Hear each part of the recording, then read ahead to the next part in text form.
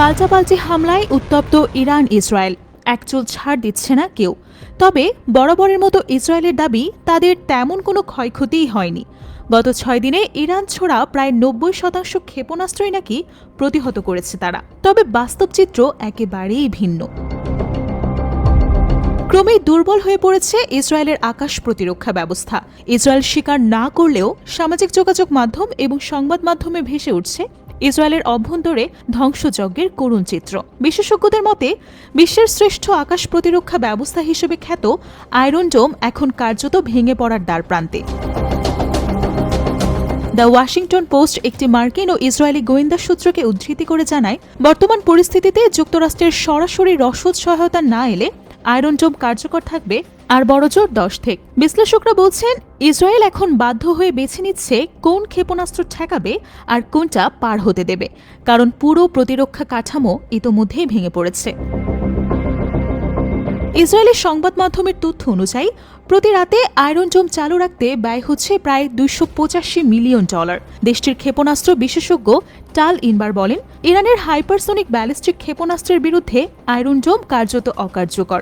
এই পরিস্থিতিতে প্রতিরক্ষা ব্যবস্থার কার্যকারিতা অনেকটাই প্রশ্নের মুখে। তিনি আরও বলেন, 2014 সালে হামাসের সঙ্গে যুদ্ধে ইসরায়েল যখন গোলাবারুদের ঘাটতির মুখে পড়ে তখনই যুদ্ধবিরতিতে যেতে বাধ্য হয়েছিল।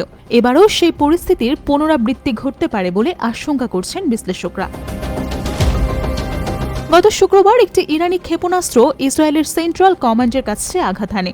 রোববার আরেকটি ক্ষেপণাস্ত্র হাইফার কাছে একটি বড় তেল শোধনাগারে বিস্ফোরণ ঘটায়। এছাড়া মঙ্গলবার সামাজিক যোগাযোগ মাধ্যমে ছড়িয়ে পড়া ভিডিওতে দেখা যায় ইসরায়েলি গোয়েন্দা সদর দপ্তরের আশেপাশে একাধিক ক্ষেপণাস্ত্র আঘাত হেনেছে এবং একটি হামলা সরাসরি সামরিক গোয়েন্দা ভবনের অভ্যন্তরেও আঘাত হানতে পারে বলে ধারণা করা হচ্ছে।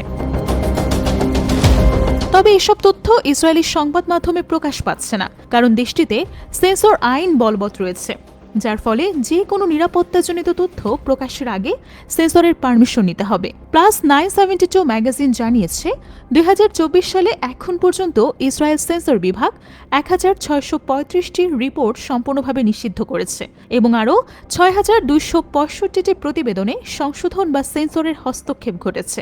গড়ে প্রতিদিন অন্তত 21টি রিপোর্টে সেন্সরশিপ কার্যকর হয়েছে।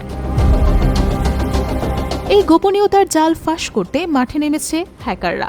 সাইবার গোয়েন্দা সংস্থা হ্যাকম্যানক জানিয়েছে, চলমান সংঘাতে ইসরায়েল এখন বিশ্বের সবচেয়ে বেশি সাইবার হামলার শিকার হওয়া দেশগুলোর মধ্যে শীর্ষে রয়েছে। একই সঙ্গে ইরানও পাল্টা সাইবার যুদ্ধে অংশ নিচ্ছে।